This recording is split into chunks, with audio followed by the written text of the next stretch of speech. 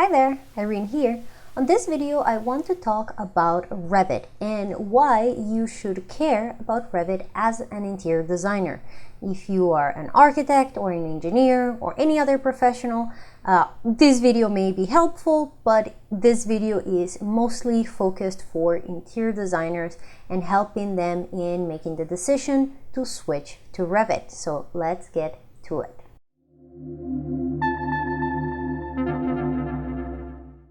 Alright, so let's get to it. What is Revit?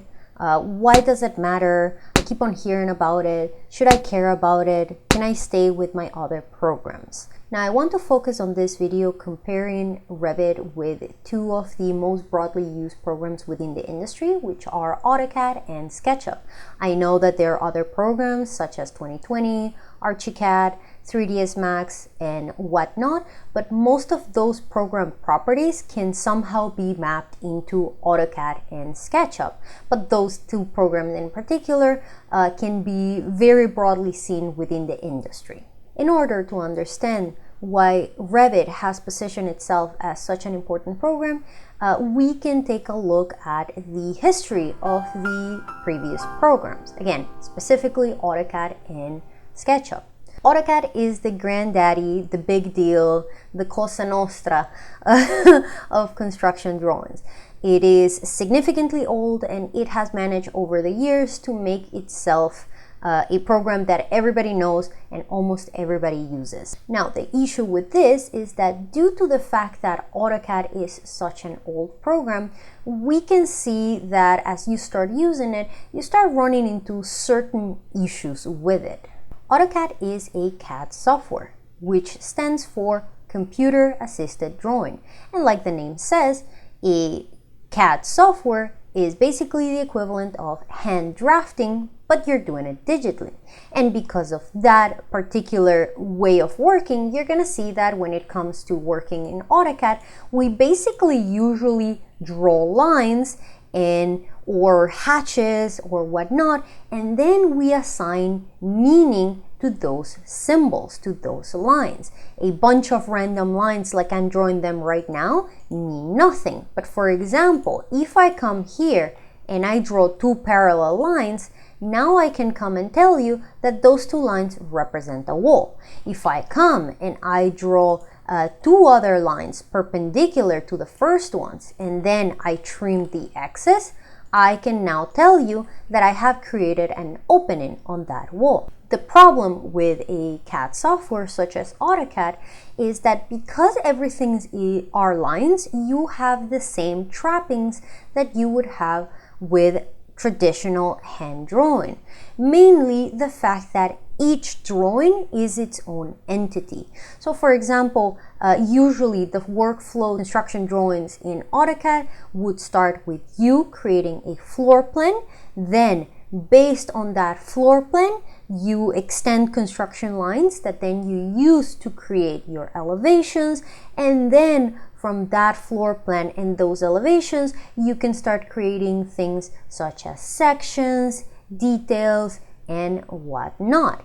But if for whatever reason there is a change to the floor plan, let's say you need to remove a wall, or you need to add a window, or you need to change the position of your stairs, you're going to have to manually go over each and every one of those drawing iterations that you've created, and you're going to have to revise them. Now, SketchUp, on the other hand, is a 3D modeling software in the purest meaning of the word.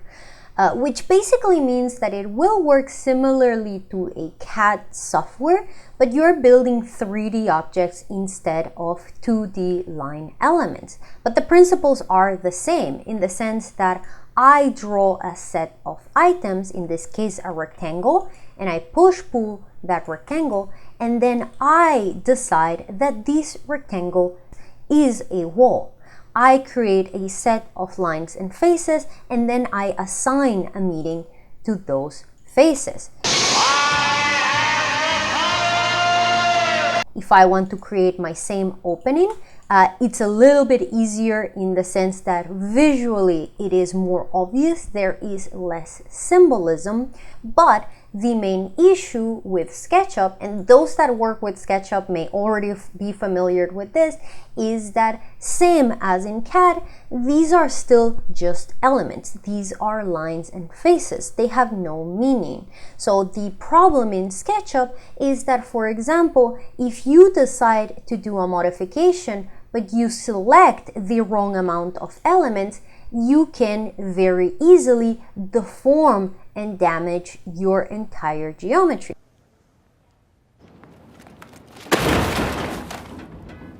Because again, there is no way for SketchUp to understand, oh, that is a wall and it should have wall properties and it shouldn't be elastic and plastic and I shouldn't be able to just damage it by moving a line. Revit, on the other hand, is a BIM software, and BIM stands for Building Information Modeling.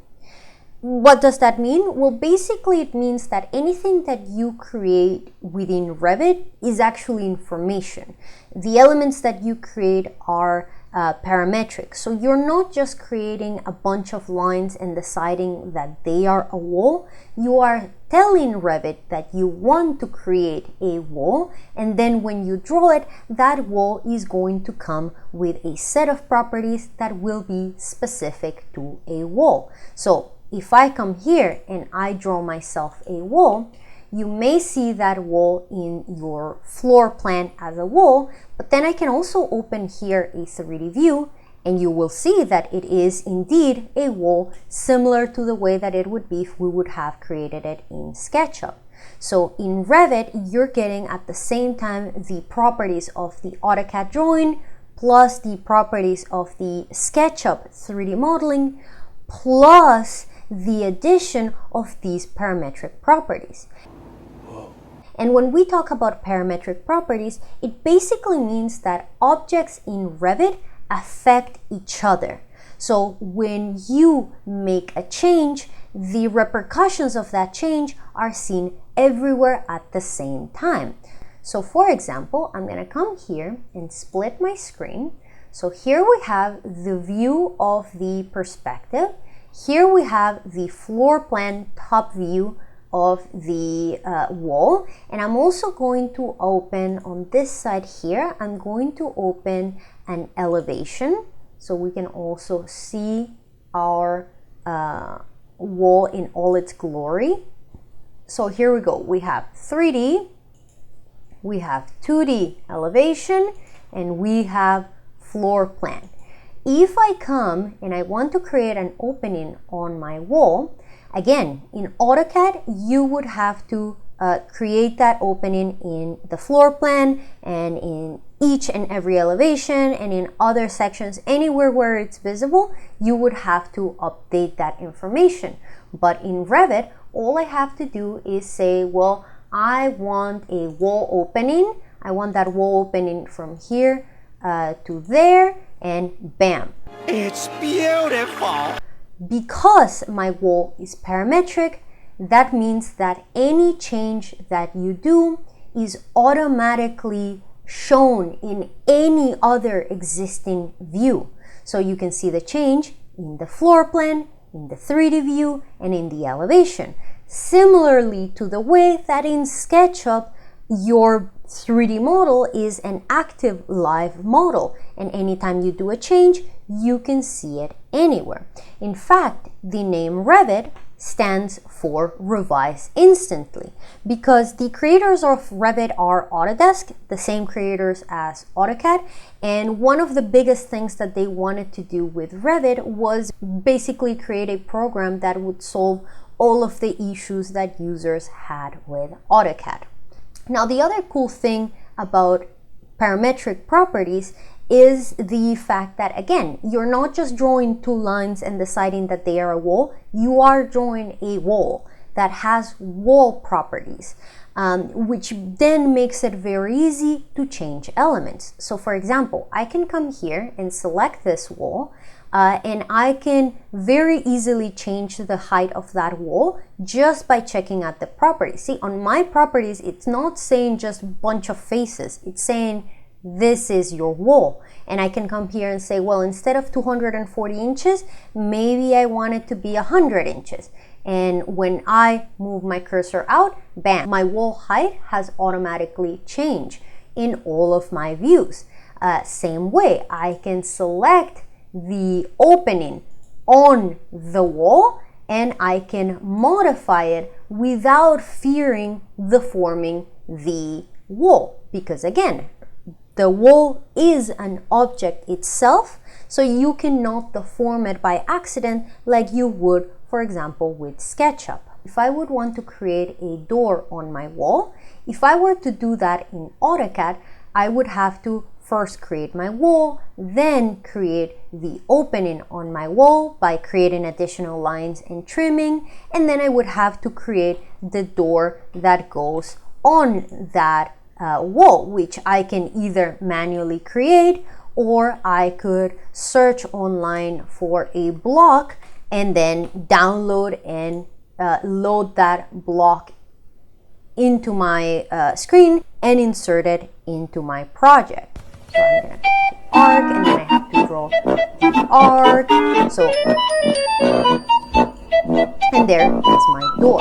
Now, if I would want to create the same door in SketchUp, similarly, I would have to start with creating a wall, then I would have to create the opening for the door, and then I would have to either manually draw the door myself or I would have to go on the SketchUp libraries, get myself a door, download that door, and then place that door on my wall and then scale it to make it fit my project. So all of these additional steps, and you might lose some precision, may lose some level of detail. Now, look how easy it is to create a door in Revit. All I have to do is create a wall, then select the door component, place it, and that's it. I now have a door that is as detailed as I want it to be. So for example, here you can see we have trim, we have frame, we have the door. You can see that it has also appeared on my perspective and my elevated view. And if I want to change that door position, it's extremely easy. I just select it and move it to whatever position it is. If I want to change the direction, it's very easy. If I want to change the dimensions of that door, let's say I want it to be 30 inches wide, also no problem at all. So in that sense, Revit is going to allow you to build your model a lot faster, which will give you time to focus on detailing and design solutions. Another thing that I really like about Revit compared with AutoCAD, this is not so much an issue with SketchUp, is the fact that Revit is a unit-based software, which basically means that when you draw things in Revit, things are whatever size they are. And then if you want to change the unit system that you're working with, you're basically just changing your measuring tape. In AutoCAD, you have this issue where the program is unitless. So when you draw something that is 10 long, and then you decide what that 10 is. Is it 10 inches? Is it 10 meters? Is it 10 tacos, one next to the other? While in the case of Revit, if I draw something, let's say I'm gonna measure this guy here, it's telling me that it's 390 inches. If I come and pull out my units, I can come here and say, well, maybe I want it to be feet and fractional inches, and that's going to automatically convert that value into feet and inches. Or I can come here and say, well, I want it to be meters, and it's going to automatically convert. Or I can come here and say, I want it to be millimeters. And the even better thing is that you can change the unit that you're typing in based on whatever information you have. So for example, I can come here and draw another wall, and although I'm working in millimeters, I can come here and say, well, this wall is supposed to be 7 m for meter, enter. And it's going to draw the wall 7,000 millimeters. So it's automatically going to convert any input regardless of whatever numerical value you're set up with. Same thing, I can come here and say I want this other wall to be 10 feet and 6 inches, and then type enter, and it's going to automatically draw that wall to whatever that distance is, but it's going to still measure it in millimeters because that's the unit system that I have selected. Finally! Another great advantage of Revit compared with other programs is the versatility. Because you may be thinking right now, well, there are certain programs that come with these categories where you can choose to place a door or draw a wall. Now, the problem with most of those programs is that the scope is quite limited. So for example, if you want to draw a wall, there are only so many characteristics that you can give to that wall. Or if you're doing a door, maybe it has a preset library of doors from where you can choose from, but if you want anything more specific, you're out of luck. While Revit is vastly expansive in the customizing options that you have. So again, sticking to a wall. If I have a wall, I can determine the height of that wall. I can determine the length of that wall. I can come here to edit my properties and change the thickness of that wall. But I can even come here and change the makeup of that wall. So I can add additional layers to my wall. To show some of the pre-made options within Revit, if I come here, you're gonna see that this wall has all of these layers that are constructionally accurate. So you have brick, air, insulation, whatever the core is and whatnot. But not just that, my wall also has physical properties. So for example, you're going to see that I can extract the area and volume from this wall, and depending on what wall I've selected, you're also going to have properties such as soundproofing, thermal transmission, so many additional properties. So your Revit objects are loaded with information. The other great advantage of Revit is how quickly you can produce additional views of an element. So this is a law firm office project. If I'm not mistaken, I think it may come with default templates with Revit. And as you can see, this model is already built. We have some stairs, we have some doors, windows, and whatnot. So I already showed you how you can open, for example, a 3D view of that element, and you can, for example, also open an elevation. So let's say, for example, I'm going to open the south elevation, and look how beautiful and detailed it is. But creating subsequent views is automatic, because remember, just like with SketchUp, you're not creating a bunch of views individually. You are building a 3D model, and then your views basically become information that you're extracting from that 3D model. So for example, if I want to extract a section, all I have to do is draw a line. Let's place it here, draw a section line, double click on it, and bam, there you have a section with all of the information relevant, completely automatic. Now, the most important thing about Revit, and one of the reasons that they created the program the way it is to begin with, is coordination.